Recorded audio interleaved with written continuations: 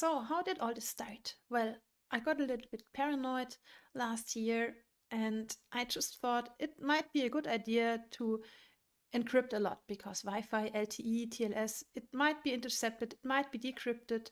So we should encrypt like everyone is watching, and so I should use a VPN on top. And then the next trust assumption was that I connect to my university's network every day. So I should trust this one anyway. And if I trust this network, then I could also use this network and their professional VPN service. I hear you laughing, but so this was my idea, because then there is no additional thing that I trust during my network activity. And well, they had this nice AnyConnect client that just works on all operating systems. So it also sounds like a great product name for a secure product like AnyConnect. Yeah. And then I started using this on my mobile devices, right? And then suddenly I got crash logs. And it looked like this. So, I mean, if you're paranoid, you obviously look into your crash logs every 2 days.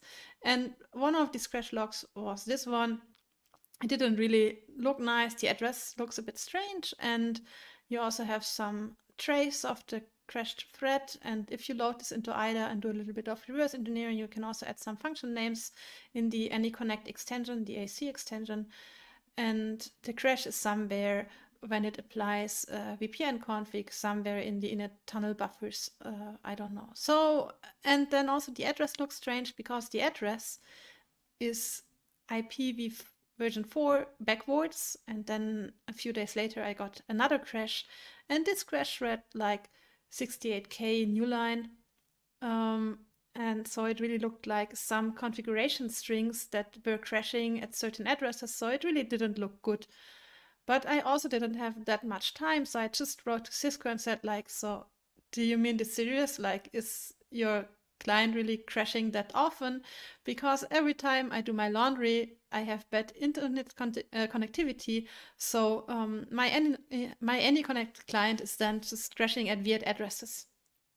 And while this is like an issue for code execution, the other issue is that if you just jam a few packets over the air, then an attacker might be able to disconnect the victim from a VPN. So that's also an issue. So because the AnyConnect client is not properly included in the operating system iOS, and that means that you would just reconnect and send your messages in plain text over the network, and the user does not get any notification. It's just the VPN symbol that is gone, and all traffic is sent in plain text. And I wanted to analyze this a little bit further, and there's a debugging option in the AnyConnect client, but since it's in the client that crashes, the logs are just gone if you have a crash, and even worse, also the operating system crash logs in iOS are missing if you have the debugging option enabled. And well, they answered, we cannot reproduce this. I mean, obviously they didn't help me with my laundry or anything, so they could not reproduce. And even worse, they ignored the ticket for a long time until we said we are going to present this at this year's CCC Congress. And then 10 days before the talk, they claimed that they had fixed 2 out of the 3 crashes and were asking if we could reproduce the crashes or not. But just a day before, they said like they were not sure and so on. So it was really a weird ticket there, and I have no idea if things are fixed or not, because to reproduce, I obviously need like tinfoil, I need like a couple of smartphones with the AnyConnect client installed, and then I need to walk around and hope that the internet connection breaks and that it breaks in a way that produces a crash. So this is just way too random. I also told Apple, and Apple just said, well, the issue is that the client crashes, so it's not really their department, even though it's the network extension that crashes. So it's not their task here to notify the user. It's just the VPN that is gone, and then you send data in plain text, and this is all right. This is the expected behavior. So I got a bit annoyed and stopped using VPNs, but I also had the idea to find students who might look into this. And well, you know what happens when you find very motivated students. They find vulnerabilities. And this is what this talk is going to be about. So we had a look at the Cisco AnyConnect client for Linux and found some interesting things. Shortly after publishing our findings, several news articles popped up. But what happened between the crashes of Yiska and these articles? VPN is interesting because it is such an old research topic. However, the importance of the technology was lately increased by the corona pandemic. Many companies had to relocate to home offices to meet the safety measures. VPN allows users from outside to access internal resources of a company or university. To connect to a VPN server, additional client software is usually required. Besides open source products such as OpenVPN, a lot of closed source software is offered on the market, especially in the enterprise sector. The users are forced to trust this software, install a black box in their system in order to connect to a network. AnyConnect Secure Mobility Client from Cisco is an enterprise software solution. AnyConnect can be classified as a remote access client that allows end users to connect to a network. It supports SSL VPN and also IPsec. When using SSL VPN, the authentication and the establishment of a VPN tunnel is carried out via an SSL or TLS tunnel. The software acts as a fat client that communicates with the VPN server via HTTPS. As already mentioned, the source code for AnyConnect is not publicly available. The application is distributed with compiled binaries and libraries. Although the application is documented, it does not cover the internal functionality. Even the vulnerability disclosures, which are published in public advisories, do not go into much technical detail. Therefore, there is only limited knowledge about the application and its internal behavior. We have set ourselves the goal to examine AnyConnect for Linux and iOS in a recent version. The main functionality of AnyConnect is the establishment of VPN connections, but this is only the tip of the iceberg. AnyConnect also contains numerous other features. To name a few: the distribution and execution of scripts on host systems, automatically updating the software without asking the user for permissions. Another feature is hostscan. It is not integrated into AnyConnect, but it is considered as a standalone software. It works together with the AnyConnect infrastructure and makes it possible to read out extensive system information of the host and transmit them to the VPN server. The related work of AnyConnect is based on Cisco's public advisories and blog entries from certain security researchers. Therefore, we decided to list and categorize all vulnerabilities since 2011. On this diagram, we see a list of vulnerabilities per year, ordered by severity. Most of the time, reported vulnerabilities are classified as medium, but even critical vulnerabilities were disclosed in 2011 and 2012. The increased numbers in 2015 and 2016 caused the numerous vulnerabilities of libraries such as OpenSSL. The vulnerabilities were then divided into their categories and illustrated in the diagram. Cryptographic vulnerabilities are the most common, as AnyConnect uses OpenSSL, and vulnerabilities in OpenSSL are also vulnerabilities in AnyConnect. However, excluding the third-party vulnerabilities, the category of most vulnerabilities affecting AnyConnect would be privilege escalations, closely followed by denial of service attacks, which are often directed against the running application in order to disrupt the VPN connection, overflow vulnerabilities, or version downgrades also occurred. These results gave us a little insight about the flaws of the past. So before we will pass over to the reversing part, we want to give you a quick experience report regarding Cisco's licensing support. Cisco ASA is a typical server endpoint for Cisco AnyConnects, which is available as hardware appliance and also as a virtual version running on, for example, VMware. At the beginning of our research, we tried to obtain an official evaluation license for Cisco ASAV while never hiding the purpose of wanting it to use for security research.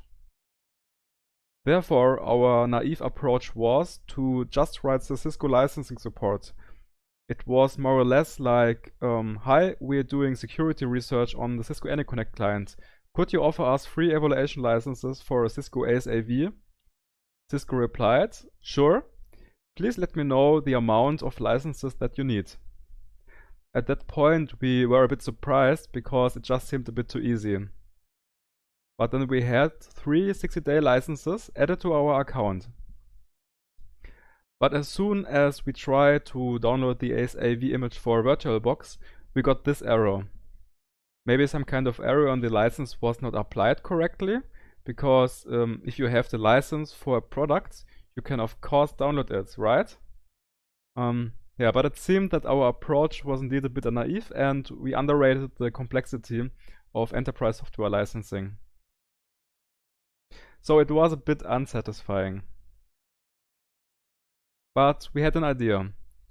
We asked the data center of our university for help as the university is using Cisco AnyConnect too. But we never got any response. We still had some options, but at some point we just gave up. As there is no proper documentation for AnyConnect yet, it was initially necessary to understand the application and to filter out its central components. Therefore, we had no choice but to reverse engineer the application. We analyzed the application files and network traffic.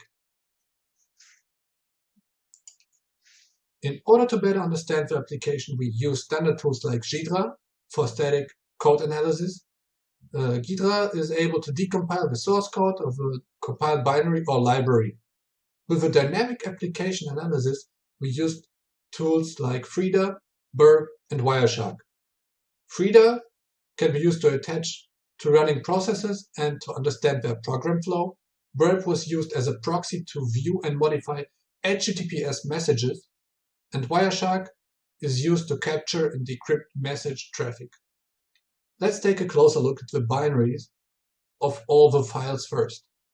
AnyConnect comes with a large number of binaries. While reversing, we could identify 3 central parts of the application. VPN UI is a binary a user interacts with. It offers a graphical user interface where the user can make simple settings or initiate a VPN connection. The second binary is VPN HND. It runs as a daemon in the background at all times, even when no VPN connection is open. The special thing about VPN HND is that it runs as a root process and always listens on a static port. Its purpose is to set up the VPN tunnel and the network configuration of the host system. This includes setting up routes or DNS servers. The third and last binary is the VPN downloader. As the name hints, the purpose of a binary is to download additional files when establishing a VPN connection. This includes VPN profiles, help files, and scripts. The binary exchanges data with each other via inter-process communication, or short IPC.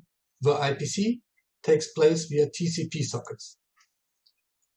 The binary data format that Cisco has defined is used to exchange the messages on the TCP sockets.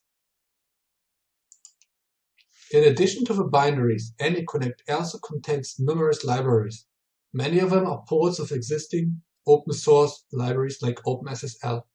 The most important libraries are shown on this slide. libvpn API.so contains interfaces and functions for the backend logic of user interfaces.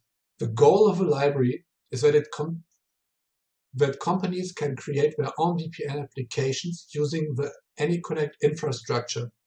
It is the only library for which documentation is actually provided by Cisco. libvpn Carmen script serves as a wrapper for OpenSSL and NSS libraries. NSS is similar to OpenSSL and is used by browsers like Mozilla Firefox to enable SSL and TLS connections. It also provides its own certificate store. libvpn Carmen is another central library used by all binaries. It provides classes and functions for the IPC logic. It can be used to create, send, or validate IPC messages. The next library, libvpn Agent Utilities, contains classes and functions that handle critical operations such as host network settings. This library is only used by VPN Agent D. Besides the binaries and libraries, there are a variety of other relevant files that we have taken a closer look at. AnyConnect offers an AnyConnect local policy XML file. This file regulates various security configurations. For instance, it can be used to specify that no further files may be downloaded or whether version updates may be carried out by a VPN server. In its default configuration, it is very permissive, so that almost everything is allowed. The file is not overwritten by updates and cannot be modified by VPN servers. The VPN profile is also in an XML format and contains further settings. The green highlighted line shows an enable scripting tag with a Boolean value false, indicating that scripts should not be executed by the host system. Profile files are distributed by a VPN server and are overwritten the next time a user connects and changes them.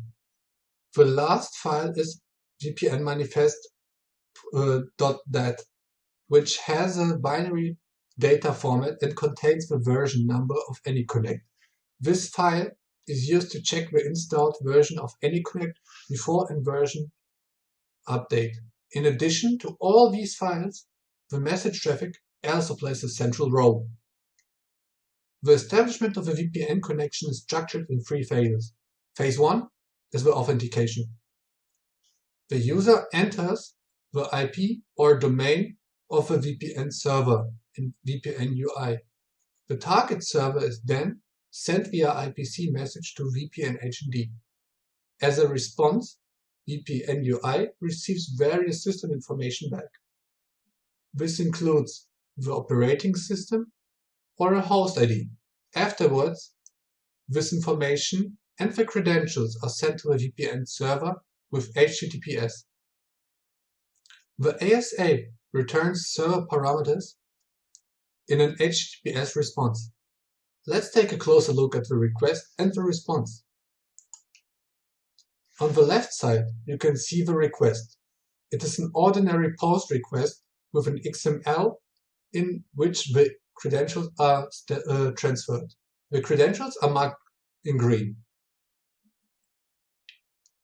On the right side, we see the response. The response contains the session token, which is also marked in green. In addition, the response contains the URLs to all downloadable files and the hashes. The orange marked string is one of the downloadable files. The downloaded phase is the second phase of a VPN connection setup. First, VPN UI executes the VPN downloader binary. Then, the server parameters from the previous HTTPS response are transferred to the VPN downloader via IPC. The URLs are extracted from the IPC message, and then the files are downloaded to a temporary directory via HTTPS. The downloader process informs VPN Agent D via IPC to move the files into the application directory. In the third and final phase of VPN connection setup, VPN UI sends an IPC message to VPN Agent D with the request to establish a VPN tunnel. Subsequently, the exchange of tunnel parameters takes place via HTTPS. After the parameters have been set by VPN Agent D, the VPN session continues. Let's take a closer look at the tunnel parameters. On the left side, we can see the request. In the first line, you can observe the HTTP connect method. Usually this method is used for proxies to forward a request to the target server. Within the request, a session token is specified in the cookie header. This is the same session token we received in the authentication phase. The different tunnel parameters transmitted as separate HTTP headers. The part marked in red represents the local IP address of the host. On the right, you can see the response to the request. For example, the XCSTP address header contains the IP address that the host should apply on its tunnel interface. In the part marked in red, we now also see the DNS server for the VPN connection. In addition, the address ranges that should be routed via the VPN server are specified in the XCSTP split include header. Now that we have a general understanding of the application, let's move on to the vulnerability research. We have performed a design analysis for AnyConnect in which we looked at the IPC messages in more detail. We need to define certain security assumptions and an attacker model before we search for vulnerabilities. This slide shows some of our assumptions. Cryptographic algorithms within the application are considered secure and cannot be broken in exponential time. An attacker cannot read or modify messages regardless of their position, and we assume that a VPN server does not pursue any malicious intent and only sends valid messages that are protocol compliant. We assume a local attacker who is already able to execute commands on the system, and the attacker's goal is to compromise the confidentiality, integrity, and availability of a system or application. Privilege escalation vulnerabilities are also covered since they allow an attacker to compromise these three security objectives. Cisco decided to include an auto-update feature in the application. AnyConnect is able to receive AnyConnect updates through a VPN server without any user interaction.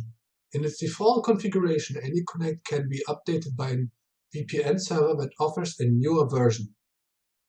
From a security researcher's perspective, auto-update sounds promising, right? So let's take a closer look at the auto-update feature. First, the VPN downloader downloads an executable installer and a shell script called vpndownloader.sh. Then, vpndownloader.sh is executed. The shell script contains an archive and unpacks itself to extract a new version of a VPN downloader. An IPC message is then sent to the VPN HND asking it to start the installer. The VPN HND does not start the installer directly. Instead, VPN HND calls the VPN downloader with root privileges, which in turn calls the installer. Before executing the installer, VPN downloader verifies and validates it. We get an idea. Is it possible to install an outdated version through forged IPC messages? As shown in the picture, the attacker needs an old signed installer and sends an IPC message to the VPN HND asking to execute the old installer. The VPN HND calls the VPN downloader as usual, which in turn calls the attacker's installer. There is no check whether the installer is more recent than the installed version. This makes a version downgrade therefore possible. The advantage of downgrading to an outdated version is that an attacker could force the installation of a version which suffers from security vulnerabilities. An attacker could then exploit these vulnerabilities. We reported the vulnerability to Cisco's product incident response team, and it was fixed at the end of September. The vulnerability only received a CVS score of 3.1 and was therefore rated with a low severity. The vulnerability was only exploitable in the Linux version. Windows and Mac versions were already secured against such an attack. Another functionality we have looked into is the deployment and execution of scripts. We call it Bring Your Own Script. This functionality is intended to deploy helpful scripts to staff computers. In order for a script to be executed, it must meet two criteria. First, it must be located in the script folder and begin with onConnect or onDisconnect as a file name. Second, the enable scripting tag in the profile which is sent by the server must be set to true. Depending on the file name, scripts are triggered after a VPN connection is established and terminated. As VPN server can distribute profiles in which the execution of scripts is enabled and also distribute the scripts, these two in combination allow a VPN server to gain remote code execution on the connecting clients. This functionality poses a major problem because students often need to trust the university's VPN servers and have no other choice. But let's take a closer look at the distribution of the scripts. Here we see the classic procedure of a script distribution. In the download phase, VPN downloader downloads an onConnect or an onDisconnect script. Then VPN downloader asks an IPC message to move the downloaded script to the script folder. The VPN agent D process calls a VPN downloader, which then moves the file. We systematically examined the IPC messages and found a vertical privilege escalation. An attacker is able to send the same message to the VPN agent D process. Any of the attacker's scripts can be moved into the script directory. If there is already a script in the script folder, it is simply overwritten. If an attacker moves on an onDisconnect script while the user already has a VPN connection open, the script is executed with user privileges. When the VPN connection is closed, first, an unprivileged user can obtain code execution in the context of another user. What bothered us about our attack was that it was tied to conditions. One of the conditions was that the enable scripting tag must have the Boolean value true. We considered other attack scenarios and came up with the idea of distributing a profile ourselves. So we checked the attack again, but created not only a script, but also a VPN profile that allows scripting. The attack works as follows. While a local user has a VPN session active, another user on the system creates a malicious script and a new profile. The new profile contains the enable scripting tag set to true. The attacker then sends an IPC message to the VPN agent D requesting to copy the script to the script directory. The VPN downloader is then started with root permissions to perform the copy operation. Also, the attacker can send an additional IPC message to the VPN agent D, requesting to overwrite the existing profile with a malicious profile. Although the profile is overwritten, the settings of the new profile are not applied yet, because the old profile is still active. However, we were able to determine that the new profile is loaded when there's a reconnect of the VPN session. Reconnects are actually quite common in any connect. If a reconnect happens, the new profile is loaded and applied. In our case, it enables the scripting feature. After teardown of a VPN connection, the malicious onDisconnect script of the attacker is executed with privileges of the user running the VPN client. Both problems were reported to Cisco, but could not be fixed by the disclosure date. Although we extended the disclosure deadline, as of today, the vulnerability is still present with the default configuration of any connect. Cisco published a vulnerability with CVSS of 7.1 and which is considered as a high severity. Because it was published on the 4th of November 2020, without a fix, the vulnerability got major attention by many news sites. Various sites reported the vulnerability. The quality of reports varied. Some of them articles contained incorrect information. For example, it was stated that an exploit was already in circulation. which is not accurate, since we are the only ones who have a working exploit and have not published it yet.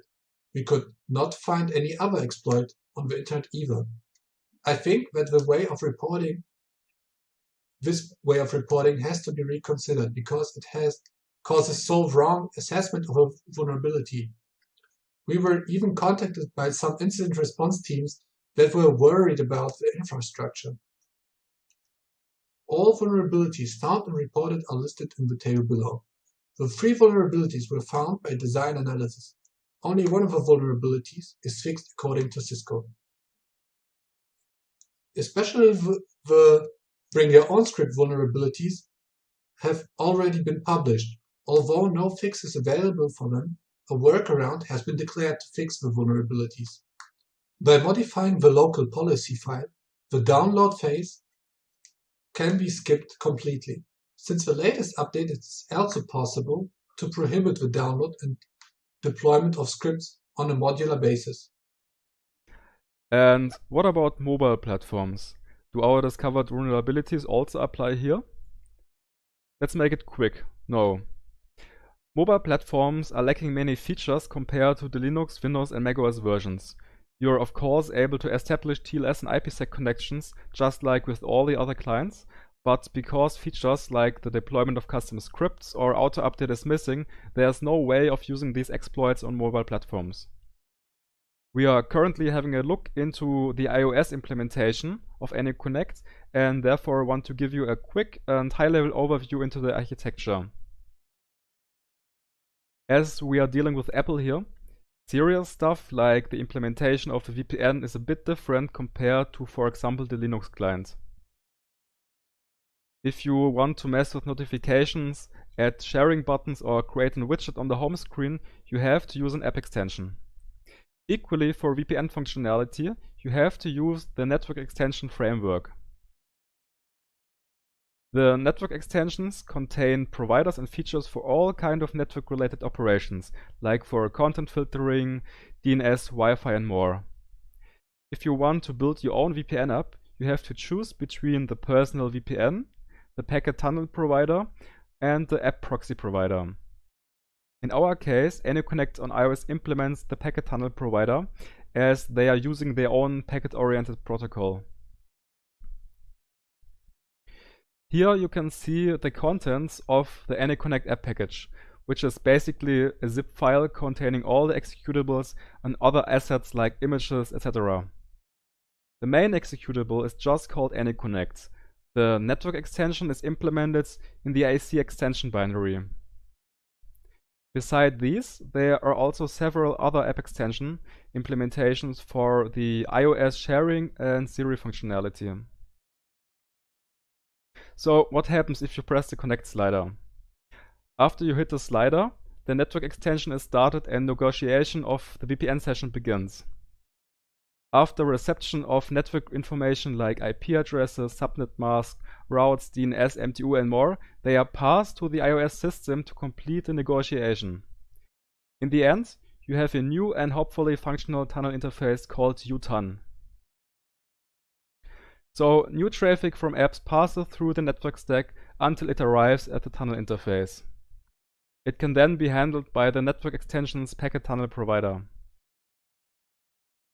Every time a packet arrives on a tunnel interface, it is read by the network extension and encapsulated with the tunneling protocol.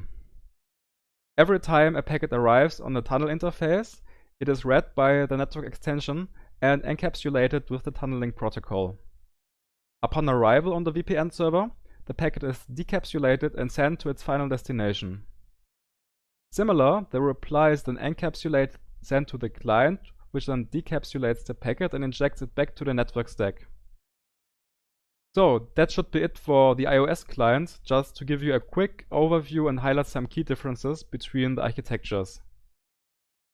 We are still investigating both Linux and iOS platforms, but until now we can summarize our findings as follows. AnyConnect in general is a huge application with lots of code and also lots of unused library-related code. We discovered 3 vulnerabilities through design analysis. VPN HND runs with root permissions and receives commands or operations from unprivileged processes via unauthenticated IPC messages, which is generally a bit risky. Not all security mechanisms and patches are actually included on all platforms. For example, the downgrade was only possible on Linux and already patched on Windows and macOS according to Cisco. The downgrade vulnerability is not possible on mobile, as auto-update feature is limited to Linux, Windows and macOS. Similar, the bring your own script does also not apply on mobile, as deployment of on-connect and on-disconnect script is also limited to Linux, Windows and macOS. Regarding the local policy file on Linux, our idea would be to make it as restrictive as possible and require some kind of opt-in for scripting functionality, as this would prevent many attacks, but of course would also impact the usability a bit. Despite the app being available since many years, we showed that there are still many bugs to find. The introduction of bug bounties would be a great option to motivate more security researchers to check the application for vulnerabilities. The use of VPN promises security and privacy for users. However, closed source software opens new attack vectors on the system, as our research on AnyConnect shows. We hope that more research will be done on clients in the future and that our work will pave the way for this. So that was it. Thank you very much for your attention, and if you have any questions, feel free to ask.